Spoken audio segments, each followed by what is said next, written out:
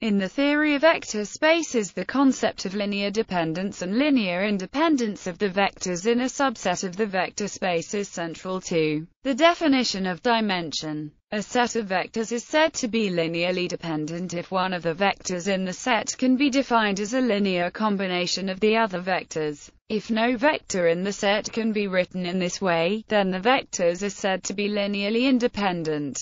A vector space can be of finite dimension or infinite dimension depending on the number of linearly independent basis vectors. The definition of linear dependence and the ability to determine whether a subset of vectors in a vector space are linearly dependent are central to determining a set of basis vectors for a vector space. Definition: the vectors in a subset S equals v1, v2, vn of a vector space are said to be linearly dependent if there exist a finite number of distinct vectors v1, v2, vk in S and scalars a1, a2, at not all zero, such that where 0 denotes the zero vector. Notice that if not all of the scalars are zero, then at least one is non-zero, say a1, in which case this equation can be written in the form thus: v1 is shown to be a linear combination of the remaining vectors. The vectors in a set T equals v1, v2, vn are said to be linearly independent if the equation can only be satisfied by I equals 0 for I equals 1. This implies that no vector in the set can be represented as a linear combination of the remaining vectors in the set.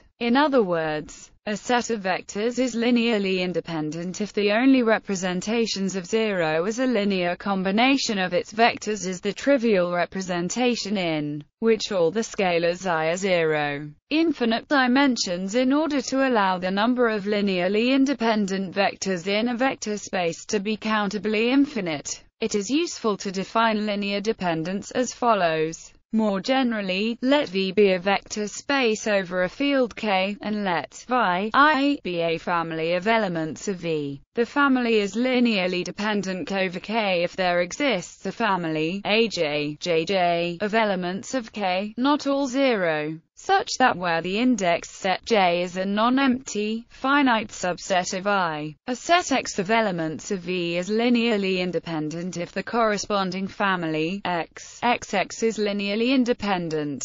Equivalently, a family is dependent if a member is in the linear span of the rest of the family, i.e., a member is a linear combination of the rest of the family. The trivial case of the empty family must be regarded as linearly independent for theorems to apply. A set of vectors which is linearly independent and spans some vector space forms a basis for that vector space. For example, the vector space of all polynomials in X over the rails has the subset 1, X, X2 as a basis. Geometric meaning. A geographic example may help to clarify the concept of linear independence. A person describing the location of a certain place might say, "It is 3 miles north and 4 miles east of here." This is sufficient information to describe the location. Because the geographic coordinate system may be considered as a two-dimensional vector space, the person might add, "The place is 5 miles northeast of here." Although this last statement is true, it is not necessary. In this example, the 3 miles north vector and the 4 miles east vector are linearly independent. That is to say, the north vector cannot be described in terms of the east vector, and vice versa. The third, 5 miles northeast vector is a linear combination of the other two vectors, and it makes the set of vectors linearly dependent, that is, one of the three vectors is unnecessary. Also note that if altitude is not ignored, it becomes necessary to add a third vector to the linearly independent set. In general, n linearly independent vectors are required to describe any location in n-dimensional space. Evaluating linear independence. Vectors in R2 3 vectors. Consider the set of vectors v1 equals, v2 equals and v3 equals, then the condition for linear dependence seeks a set of non-zero scalars, such that all ρ reduce this matrix equation by subtracting the first equation from the second to obtain Continue the row reduction by dividing the second equation by 5, and then multiplying by 3 and adding to the first equation. That is, we can now rearrange this equation to obtain which shows that non-zero I exists. V3 equals can be defined in terms of V1 equals, V2 equals. Thus, the three vectors are linearly dependent. Two vectors. Now consider the linear dependence of the two vectors V1 equals, V2 equals, and check, or the same row reduction presented above yields. This shows that I equals 0, which means that the vectors V1 equals and V2 equals are linearly independent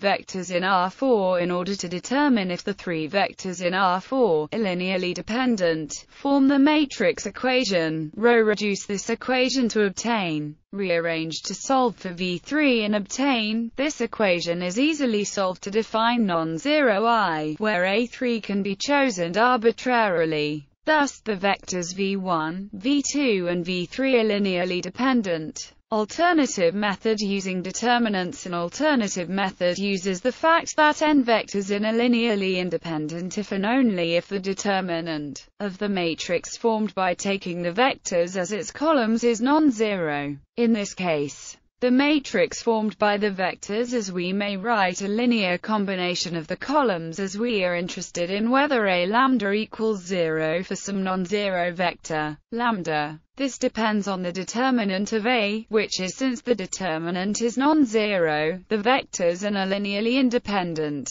Otherwise, suppose we have m vectors of n coordinates, with m less than n. Then A is an n times m matrix and lambda is a column vector with m entries, and we are again interested in A lambda equals 0. As we saw previously, this is equivalent to a list of n equations. Consider the first m rows of A, the first m equations. Any solution of the full list of equations must also be true of the reduced list. In fact, if I1, m is any list of m rows, then the equation must be true for those rows. Furthermore, the reverse is true. That is, we can test whether the m vectors are linearly dependent by testing whether for all possible lists of m rows. This fact is valuable for theory. In practical calculations, more efficient methods are available. Natural basis vectors. Let V equals Rn and consider the following elements in V, known as the natural basis vectors. Then E1, E2, n are linearly independent. Proof: suppose that A1, A2, and are elements of R such that since then I equals 0 for all I in 1, n. Linear independence of basis functions. Let V be the vector space of all functions of a real variable t. Then the functions A and E2 t and V are linearly independent.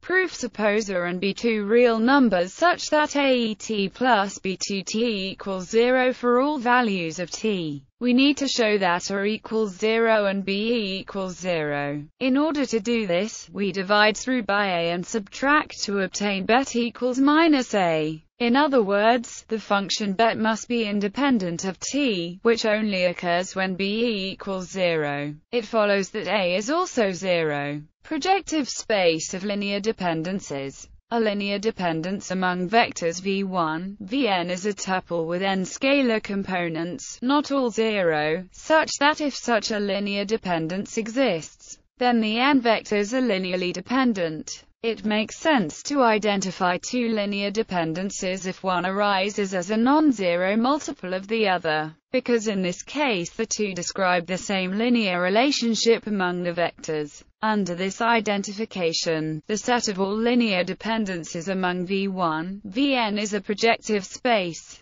Linear dependence between random variables. The covariance is sometimes called a measure of linear dependence between two random variables. That does not mean the same thing as in the context of linear algebra. When the covariance is normalized, one obtains the correlation matrix. From it one can obtain the Pearson coefficient, which gives the goodness of the fit for the best possible linear function describing the relation between the variables. In this sense, covariance is a linear gauge of dependence.